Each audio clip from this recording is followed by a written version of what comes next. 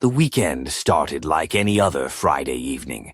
I pulled into the driveway of our modest home in the quiet suburbs of Surrey just after 6:30 p.m., bone-weary from the week's grind. All I wanted was peace and quiet, maybe a pint on the sofa and a decent football match on the telly. Instead, I was greeted by a scene that looked like Harrods had exploded in the living room. Shopping bags, dozens of them, were piled high on every surface. The logos practically screamed at me. Harrods, Selfridges, Liberties. Designer labels I could barely pronounce. And there, in the middle of the chaos, was my wife, Emma, perched on the sofa. She was radiant in a sleek black dress that hugged her curves just right, paired with stiletto heels that clicked authoritatively on the hardwood floor. A delicate silver necklace caught the light each time she turned her head, and her glossy chestnut hair tumbled effortlessly over her shoulders. Emma was holding her phone up, filming herself pulling out item after item for her social media followers, entirely absorbed in the spectacle. I cleared my throat, dropping my briefcase by the door. "Hey," I said, trying to sound casual. Without looking up, she waved vaguely in my direction.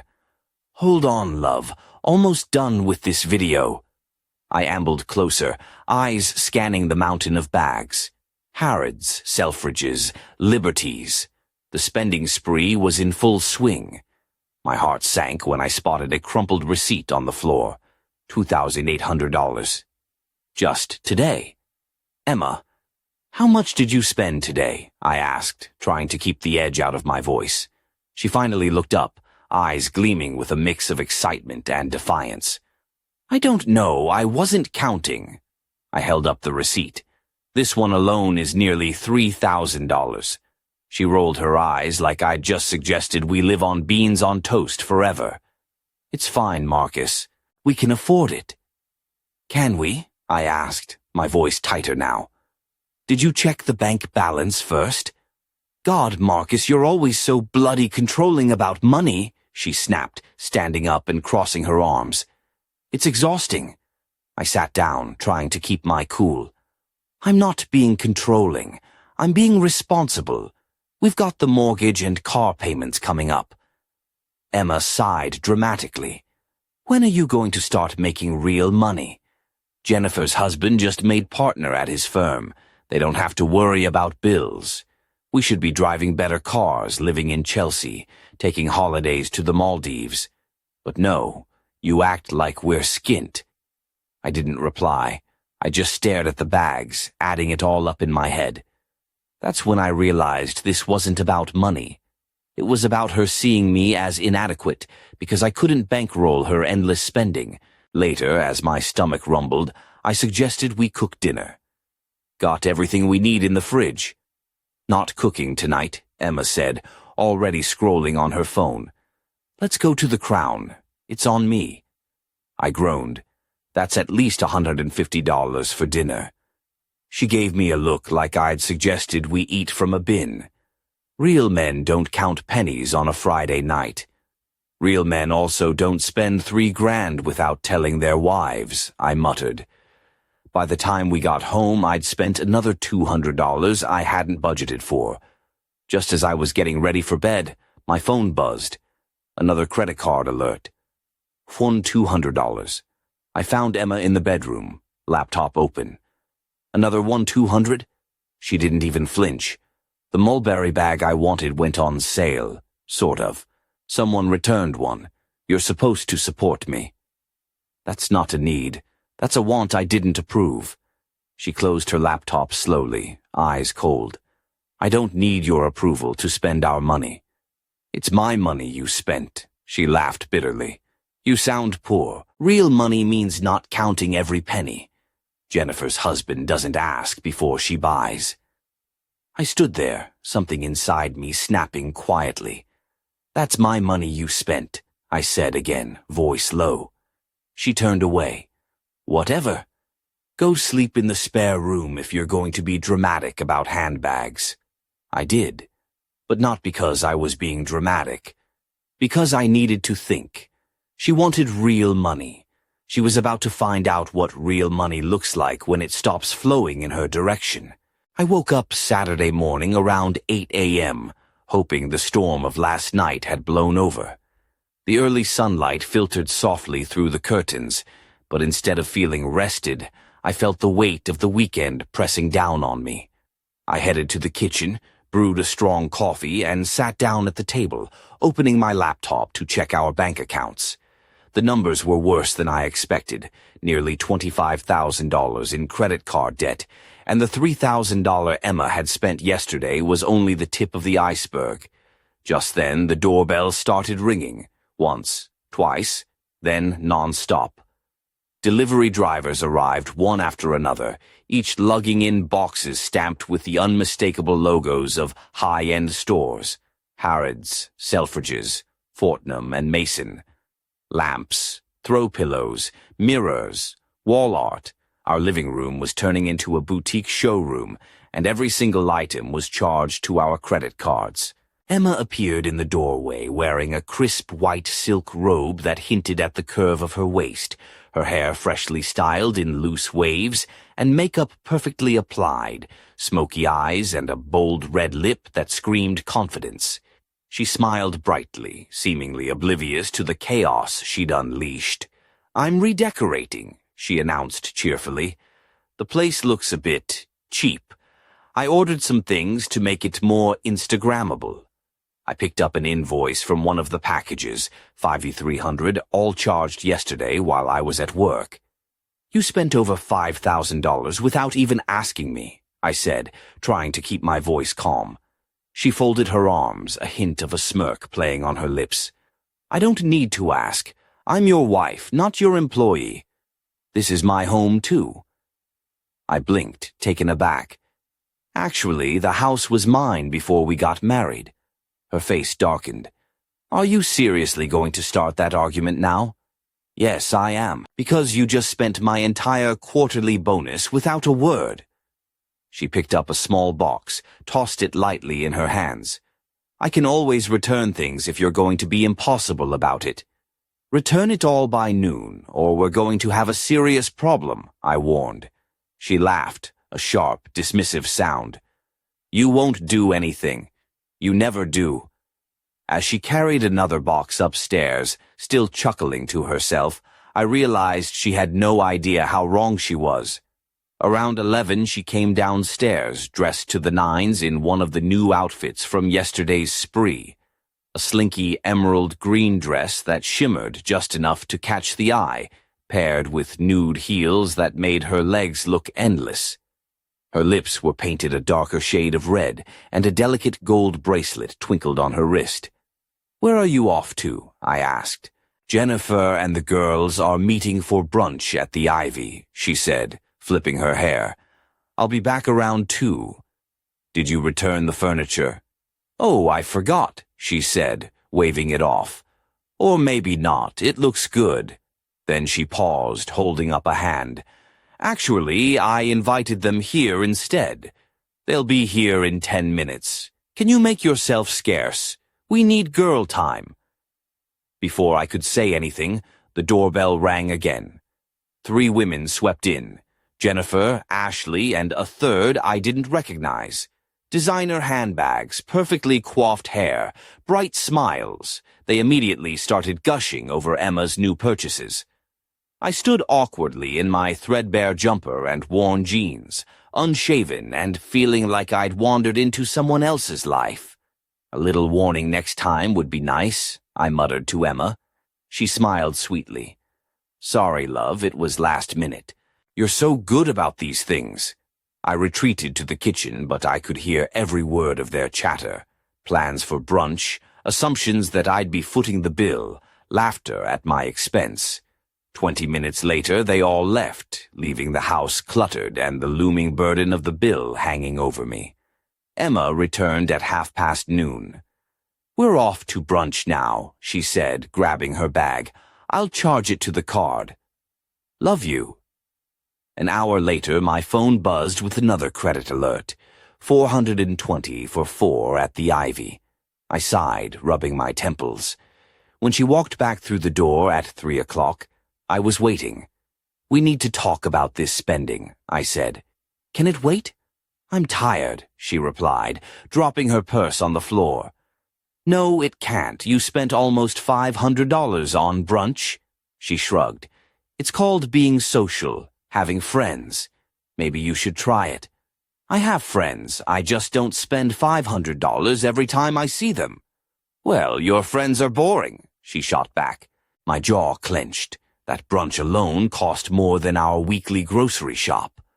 "Oh, Marcus," she sighed dramatically. "When will you stop being so tight? This is embarrassing." I wanted to say something clever, but instead, I just stared at her, wondering when exactly I'd stopped being her partner and started being her cash machine. By mid-afternoon, I was already counting down the minutes until this nightmare weekend would somehow end. But Emma had other plans. Barely half an hour after she got back, the shrill sound of my phone pierced the silence. Another credit card alert, won $900, at Harrods. I stared at the screen, heart pounding. That was the third alert in the last hour. I called her. It rang once, twice, then finally she picked up. "Emma, enough. Stop spending now." "Stop being controlling," she snapped. "This is financial abuse. You're trying to control what I buy." I swallowed the bitter irony. Financial abuse is spending nearly $7,000 in 2 hours to punish me for asking you to slow down. "It's not revenge," she hissed. "It's self-care. Maybe if you made more, I wouldn't have to worry about budgets. Come home now. We need to talk about this marriage." "There you go, being dramatic again," she said before slamming the phone down.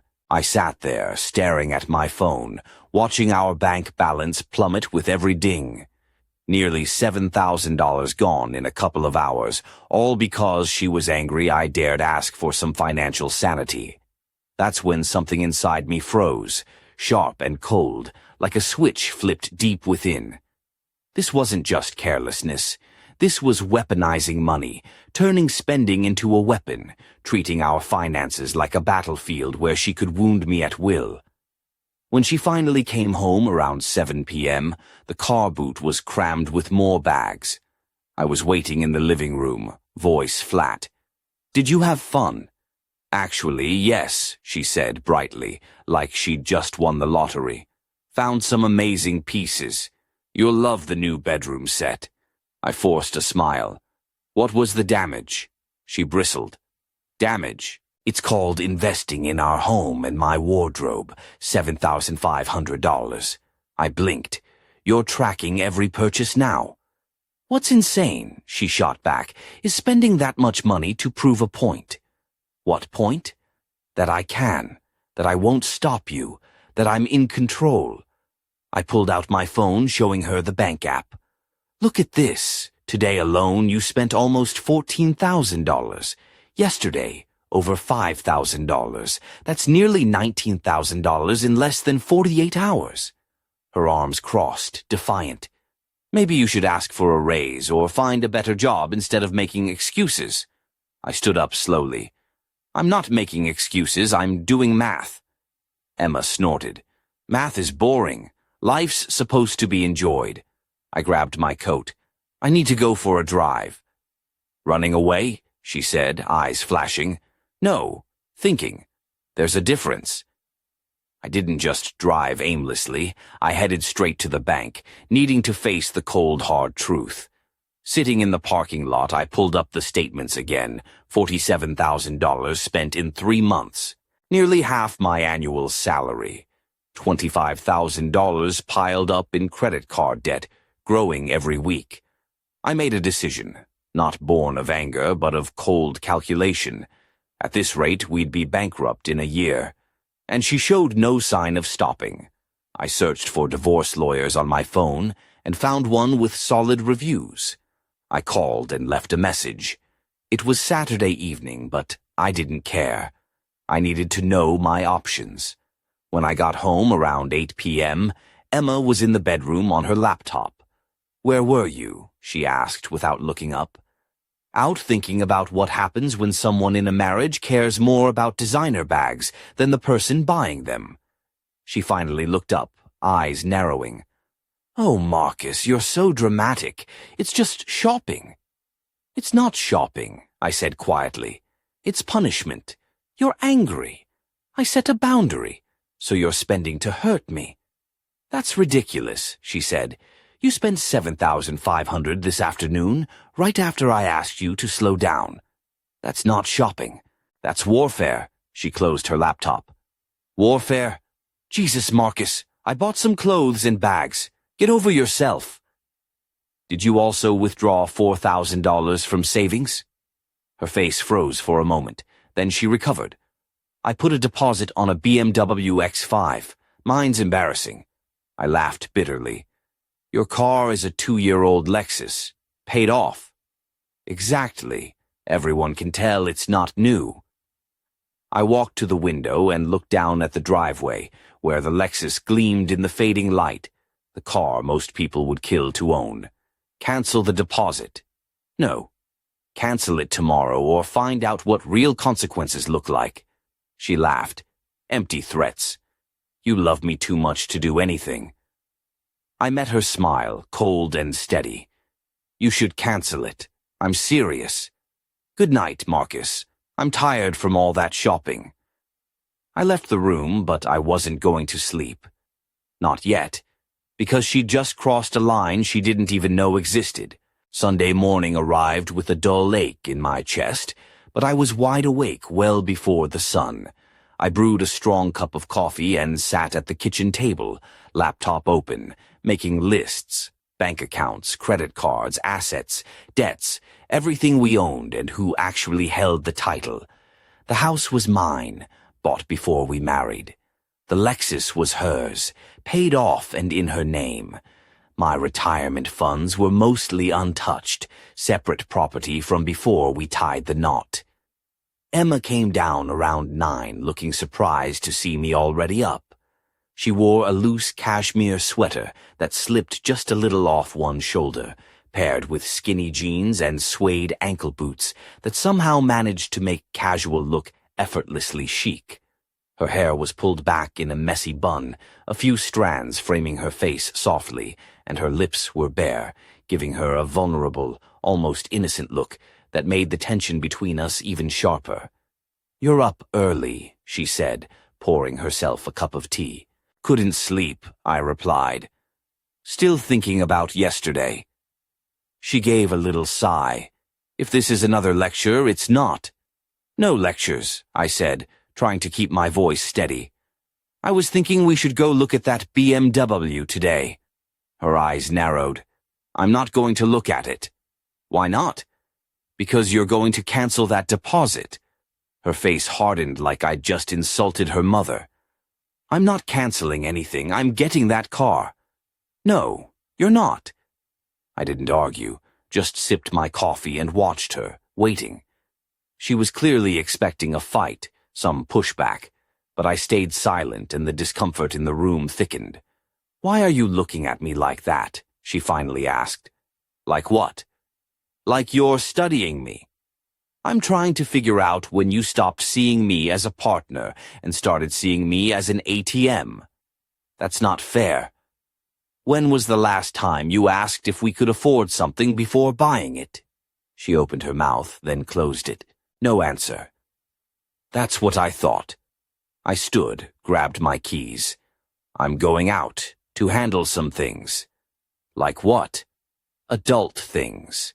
Money things. The things you don't worry about because you assume I will." "When will you be back?" "When I'm done." She was left standing in the kitchen, confused and quiet. Good.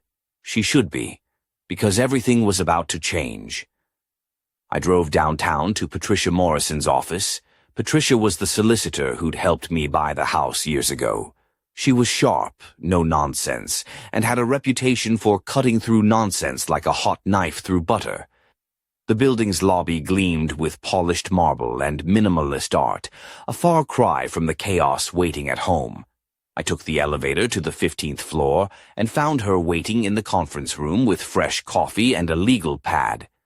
"Marcus, it's been a while," she said, standing to shake my hand. 5 years since the house purchase, right? What's going on? I laid it all out. The spending, the disrespect, the weekend that had pushed me past my limit. I showed her bank statements, credit card bills, screenshots of Emma's social posts flaunting her haul. She listened without interrupting, then asked, "How much has she spent these past few months?"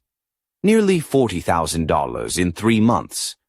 "What's your annual income?" "About $120,000 before taxes." "And her contribution?" "None. She quit working 2 years ago." Patricia made notes, nodding. "The house is your separate property, purchased before marriage." "Cars?"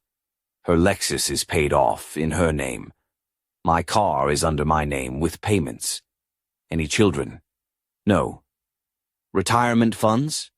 "Mostly mine, from before marriage, with some additions since." Patricia looked up, serious.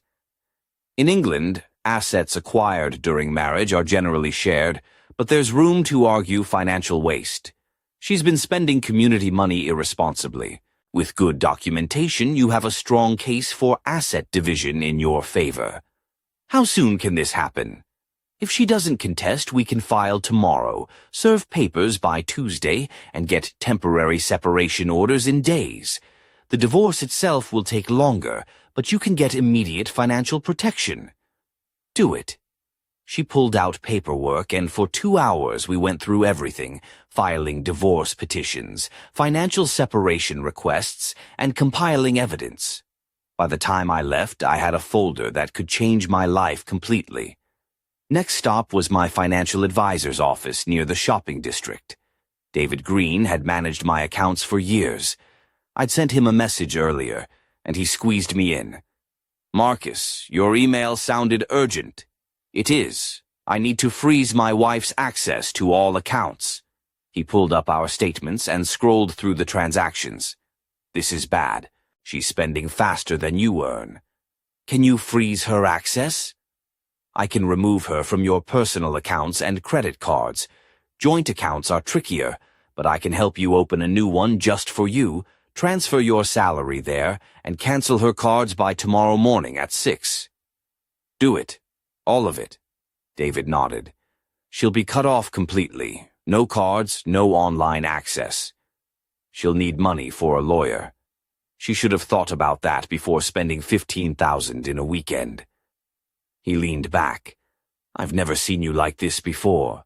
It's clear she's treating your income like an ATM." By mid-afternoon, I was driving home with a plan, feeling a strange mix of dread and relief. Emma was on the couch, phone in hand, probably shopping online again. She looked up as I walked in. "There you are. Where have you been?" "Running errands." "What kind?" "Errands to protect my future." She frowned. "What does that mean?" "You'll find out tomorrow. Stop being cryptic." "It's annoying." I sat across from her, calm but resolute. "You asked me when I'd start making real money. I've been thinking about that all weekend." Her eyes narrowed. "And?" "The question isn't when I'll make real money. It's when I'll stop spending it on someone who doesn't appreciate it." Her face paled. "What are you saying?" "You're going to learn what real money means. Having the resources to protect yourself from people who see you as an ATM. Having the power to say no." She stood, shaking. "You can't divorce me over shopping." "I'm not divorcing you over shopping. I'm divorcing you because you weaponized spending. Because you took $4,000 from my savings without asking. Because you spent $15,000 in a weekend to punish me." She was trembling. "You can't do this. Watch me." That night, as she wrestled with the reality of what was coming, I prepared everything. Documents, evidence, petitions, laid them out on the kitchen table where she'd find them come morning. I went to bed, but sleep was elusive. Emma came to bed late, slipping in beside me. "Marcus, you're just upset. You'll feel different tomorrow." "I'll feel relieved. We could have worked through this Friday or Saturday, but you chose to keep spending." She was quiet a long time, then whispered, "I'm scared." "You should be. Monday morning came early, the kind of gray dawn that seeps through the curtains and settles heavy in the room. I was up at 5:30 a.m., dressed sharp in my usual tailored navy suit, the one that always made me feel like I could take on the world, or at least the office. Coffee brewed strong in my favorite mug. I sat at the kitchen table, heart pounding but mind resolute. Today wasn't just another day. It was the day everything changed. At exactly 6 a.m., my phone buzzed relentlessly. A text from David. All financial changes implemented. Her cards are dead. Account access revoked. Full freeze in place. I let out a breath I hadn't realized I was holding. Then another ping. A message from Patricia. Divorce petition filed. Process server scheduled for 7 a.m. I glanced toward the bedroom door. At 7, Emma shuffled down the stairs, hair tousled, still in her worn pajamas, eyes heavy with sleep and something else. Confusion, maybe fear. She stepped into the kitchen and froze when she saw the folder on the table. "What's this?" she asked, voice shaky. I nodded toward it. "Open it." Her fingers trembled as she peeled back the cover, pulling out the first document. Petition for divorce. Her hand shook. "You can't be serious." "Dead serious," I said quietly. "Keep going." She sifted through the papers, financial separation orders, detailed spending reports, itemizing every purchase, every credit card statement. "You documented everything," she croaked. "Every penny." She pulled out her phone, swiped to use her card on a payment app. Declined. Another card, declined again. Opened the banking app, access denied. "What did you do?" Her voice cracked.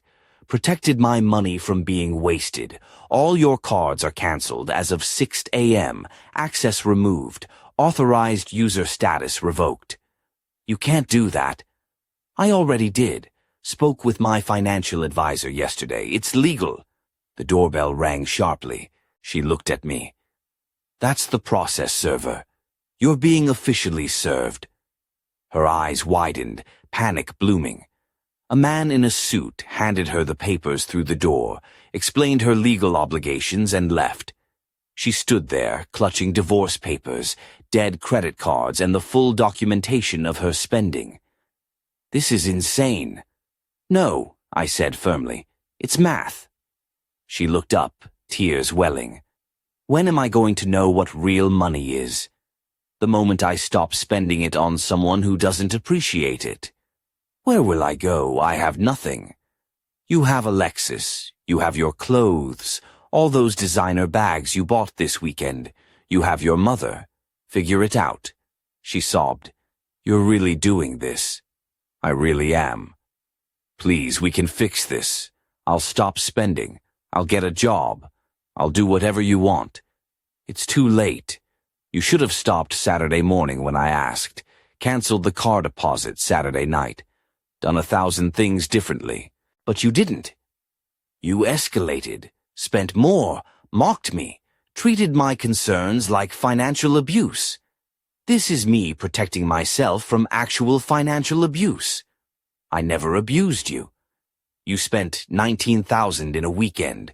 Took 4,000 from my savings without asking, used my income to apply for credit cards, mocked my earnings, spent nearly $40,000 in 3 months. What would you call that?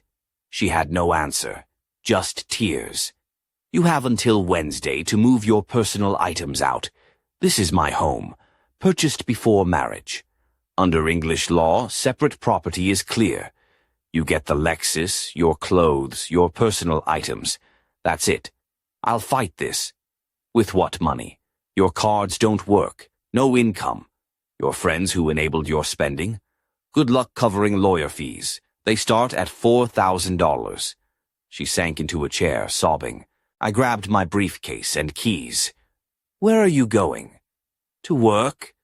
Like I do every day to earn the money you spent so freely. Please don't leave me like this. You left me Friday night when you bought and won $200 handbag without asking. Left me Saturday when you spent $7,500 to punish me. Left me Sunday refusing to cancel a car you didn't need. The difference is, I'm not staying to watch you do it again. I walked out the door, got in my car, and drove to work. Around 9 a.m., my phone exploded. Emma calling and texting, then her mother, then her friends. I ignored them all. At lunch, I checked my email. Patricia had sent a summary. Everything was filed. Separation orders would be in place by Wednesday. The 60-day waiting period started today. In 2 months, I'd be divorced, and for the first time in years, I felt something I hadn't known in a long time. Peace. Real, quiet peace. Not the anxious peace of watching money vanish. Just calm. That evening, I came home to half her clothes packed.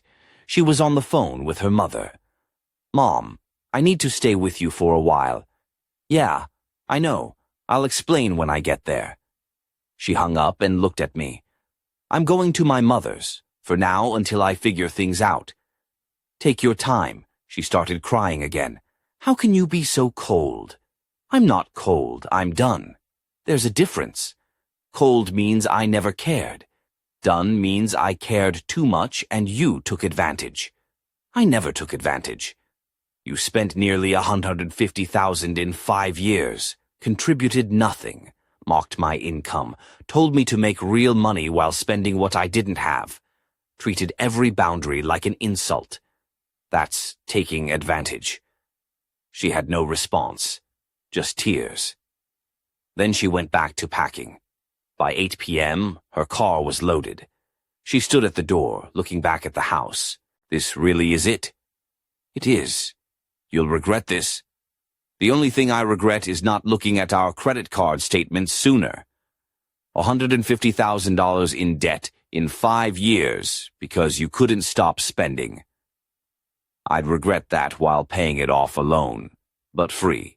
She walked out, got in her Lexus, the one she'd called embarrassing, and drove away. I watched her taillights disappear, closed the door, locked it, changed the locks 20 minutes later. Then I sat down in my quiet house and felt peace again. Deeper this time. Permanent. 3 months later, the divorce was nearly finalized, just waiting on the last signatures and filing fees. Emma had fought it for a couple of weeks, but her solicitor quickly explained the reality. With clear proof of financial waste and separate property, plus no children involved, her case was weak. She ended up with the Lexus, her personal belongings, and half the share debt. I kept the house, my retirement savings, and my income. Word traveled fast among mutual friends. Emma was now living with her mother in Guilford, working retail at a modest $9 an hour, her first job in 3 years. I heard she'd been selling some of her designer pieces on Depop to cover legal bills. Her Instagram was private, her usual glamorous posts replaced by stories about how unfair divorce laws were. Meanwhile, I was focused on recovery. Paying down debt at nearly $2,500 a month, I'd already managed to slash $10,000 off the credit cards. Refinancing the mortgage saved me $350 each month. I canceled subscriptions Emma had insisted on, luxury meal kits, streaming services I barely used, saving another $500 monthly. Overall, about $850 back in my pocket every month. I picked up woodworking, something I'd always wanted to try but never could afford, while the spending whirlwind raged. I built a sturdy workbench in the garage and started crafting cutting boards and small furniture pieces. There was something deeply satisfying about creating something solid with my hands, instead of watching money disappear like smoke. Then came Sarah. She was a primary school teacher I met through a friend. She was warm, grounded, and fiercely independent. On our first date, she insisted on splitting the bill. "Let's take turns," she said with a smile. "That's what partners do." It was the most attractive thing anyone had ever said to me. My family noticed the change, too. My brother said I seemed lighter, less burdened. Mom admitted she'd never liked the way Emma talked to me. My friends confessed they'd worried about me for years but didn't know how to say it. People often ask if I regret ending my marriage over money. I tell them it wasn't about money. It was about respect. Emma never saw me as an equal partner. She saw me as a revenue stream. Every time she asked when I'd make real money, what she really meant was, when will you make enough so I can spend without limits? Real money isn't about earning more. It's about having the wisdom to recognize when you're being used and the strength to stop it. Real money means having enough resources to walk away from people who only value your wallet. She wanted to know when I'd make real money. The moment I stopped funding her unlimited lifestyle, I became wealthier than I'd ever been. Not in pounds, but in peace of mind. The most expensive thing I ever bought was a marriage to someone who measured my worth in designer labels and luxury cars. The best investment I ever made was paying legal fees to end it. She got exactly what she wanted. Financial freedom. Freedom from my money, my savings, and my endless tolerance for being treated like an ATM. Some confuse generosity with weakness. Emma learned the difference when the generous person finally said enough. When real money stopped flowing in her direction and started protecting itself, that's when she discovered what I'd known all along. Real money means having the power to say no, to walk away, to choose peace over chaos, respect over disrespect, and freedom over financial manipulation. She asked when I'd make real money. I finally gave her an answer, not the one she expected. But behind the calm, there was a lingering question that neither of us could ignore. What happens when someone loses everything but refuses to disappear? And what if, just when you think you've closed the door, the past comes knocking? Weeks after Emma left, the house felt both emptier and strangely quieter, not just physically, but in the weight that had lifted from the air. Yet, despite the calm, a restless feeling gnawed at me, like a shadow lurking just out of sight. Life was moving on, but something wasn't settled. One evening, as I was sanding the edges of a handcrafted cutting board in the garage, my phone buzzed with a message from an unknown number. It read simply, "You think this is over?" No signature, no clue who sent it. I stared at the screen, heart skipping a beat. Was this some prank? Or something more sinister? I blocked the number and tried to brush it off, but the message stuck with me like a stubborn stain. Later that night, I noticed strange activity on my bank account, small, almost imperceptible withdrawals, each just under the alert limit. My pulse quickened. Had Emma found a way to sneak back in, or was someone else playing games? The next day, I installed new security cameras around the house, just to be safe. The installer, a friendly bloke named Dave, joked, "Don't worry, mate. Unless she's got a Batmobile, she's not getting in without us knowing." I laughed, but the unease lingered. Then, at the local pub, I ran into Jennifer, Emma's friend from those endless brunches. She looked uncomfortable, avoiding eye contact before blurting, "Look, Marcus, I don't know what's going on between you two, but Emma's been talking about making things difficult. She's upset, and I think she might be planning something." I raised an eyebrow. "Something like what?" Jennifer shrugged, nervous. "I don't know, just watch your back." That night, as I locked the front door, I caught a glimpse of a sleek black car parked 2 houses down. The driver's side window was rolled down, but no one was inside. A chill ran down my spine. Emma's departure had been painful, but this felt like a new chapter, one where the past wasn't ready to stay buried. I couldn't shake the feeling that the real battle was just beginning, and if money was the weapon before, now something else was coming into play. What exactly? I didn't know yet, but I was ready to find out. Because sometimes the cost of real money isn't just financial. It's the price you pay when secrets start to unravel. One rainy Thursday evening, the kind where the sky hangs low and the streets glisten under the streetlights, I was sitting in the living room, nursing a cup of tea and trying to focus on a business proposal. The soft patter of rain was soothing, but my mind kept wandering back to the strange messages and shadowy car outside the house. The quiet wasn't as peaceful as I'd hoped. Just as I was settling in, the doorbell rang. I wasn't expecting anyone. I hesitated, then got up and peered through the peephole.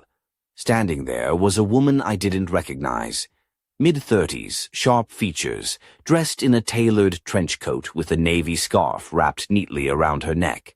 Her eyes were steady, piercing, like someone used to getting what she wanted. "Marcus Harper?" she asked, voice calm but firm. "Yes. Who's this?" "My name's Claire Dawson. I'm a private investigator." I blinked. I wasn't aware I needed one. She smiled thinly. Most people don't until they realize their problems don't just disappear when they walk away. I invited her in, curiosity outweighing caution. Claire explained she'd been hired by someone to look into recent financial irregularities and personal matters connected to Emma. "Emma?" I said, eyebrows raised. "Why now?" Claire shrugged. "Sometimes people don't like to lose, and when money and pride are involved, things can get complicated." She pulled out a folder of photos and documents, pictures from outside the house at odd hours, receipts from places I'd never heard of, and a few cryptic notes scribbled on hotel stationery. "Looks like Emma's not done stirring the pot," Claire said. I felt the old familiar surge of anger and frustration. What's the play here? Is she trying to sabotage me? Could be. Or maybe she's trying to protect herself. Or both. Claire's presence opened a door I thought I'd slammed shut. The life I'd been trying to rebuild suddenly felt fragile, like a house of cards waiting for a gust. As she laid out the evidence, I noticed a photo that stopped me cold. Emma, meeting a man I didn't recognize in a dimly lit cafe. The look on her face wasn't friendly. It was calculating. "Who's this?" I asked. "That's what I'm trying to find out." I rubbed my temples. The weekend that ended my marriage was just the beginning. There were layers to this story I hadn't even guessed existed, and somewhere beneath it all, the truth was waiting to surface. But would it set me free, or drag me further into the chaos? Claire packed up her things. "I'll keep digging. If I find anything, you'll be the first to know." I nodded, feeling the weight of what was coming. Because sometimes the hardest battles aren't fought in courtrooms or bank statements. They're fought in the shadows, where trust is scarce and every secret can change everything. A week later, I was sitting at my desk in the office when Claire called. Her voice was low, urgent. "Marcus, I've found something. You need to come see this." She met me at a quiet cafe near the river, pulling out a folder thick with new photos and documents. My heart pounded as she spread the evidence across the table. Bank transfers to unknown accounts, text messages hinting at blackmail, and emails between Emma and someone named R. One photo caught my eye. Emma handing over a small envelope to a man in a sharp suit. No smiles, just tense, guarded expressions. "Who is he?" I asked. "That's the mystery. No one's put a name to him yet, but he's connected to some shady financial dealings." Claire looked me straight in the eye. "Emma's not just fighting over money anymore. She's playing a dangerous game." I felt the weight of her words sink deep. The woman I thought I knew had a side I'd never seen, and now it was pulling me into a world I wanted no part of. That night I sat alone in the empty house, the silence pressing in. The walls seemed to close around me as I stared at the documents, trying to make sense of it all. Who was this man? What did Emma want from him? And how far was she willing to go? The line between victim and player blurred. Was she a pawn, or a queen in her own right? I realized that this wasn't just about a failed marriage or reckless spending anymore. It was about secrets, power, and survival. And whatever game Emma was playing, I was caught right in the middle. The question was, How much was I willing to lose to find out the truth? As I locked the front door that night, a cold wind swept through the street, whispering that the weekend which ended everything was only the beginning. And somewhere in the shadows, the next move was already being made. The following morning I awoke to a text that chilled me to the bone. Meet me tonight. The truth can't wait any longer. Emma. The single letter hit harder than any phone call or confrontation. After everything, after the fallout, after the silence, she wanted to meet. Part of me wanted to ignore it, to let the past stay buried. But another part, maybe the part still hoping for closure, or maybe just plain stubbornness, knew I had to go. That evening I drove to a small, dimly lit cafe on the edge of town. Nowhere flashy, the kind of place where secrets could be whispered without fear of being overheard. Emma was already there, sitting alone at a corner table, dressed in a sleek black leather jacket that hugged her taut frame, dark jeans, and boots that clicked softly on the tile floor. Her hair was pulled back, revealing sharp cheekbones and eyes that held a storm of emotions. Regret, defiance, something unreadable. She looked up as I approached, a faint, almost sad smile tugging at her lips. "Marcus," she said quietly, "thanks for coming." I pulled out the chair opposite her, the air thick with tension. "What's this about?" She hesitated, then slid a small envelope across the table. "I owe you the truth. Not everything was what it seemed." I opened it carefully. Inside were documents, bank statements, emails, contracts, evidence that she'd been tangled in something far bigger than our arguments or her spending. A side of her life she'd kept hidden, involving debts, threats, and people who weren't just upset over a handbag or a car. "I didn't want you to get hurt," she said, voice trembling. "But I was trapped. The man Claire mentioned, he's dangerous. I was trying to protect us both." The room seemed to shrink as I absorbed her words. The woman I thought I knew was caught in a web of secrets and lies, deeper than I ever imagined. "So, what now?" I asked, heart pounding. She looked me straight in the eye. "Now, we decide. Do we let this destroy us, or do we find a way out together?" For the first time in months, I felt something flicker. Hope, maybe even forgiveness.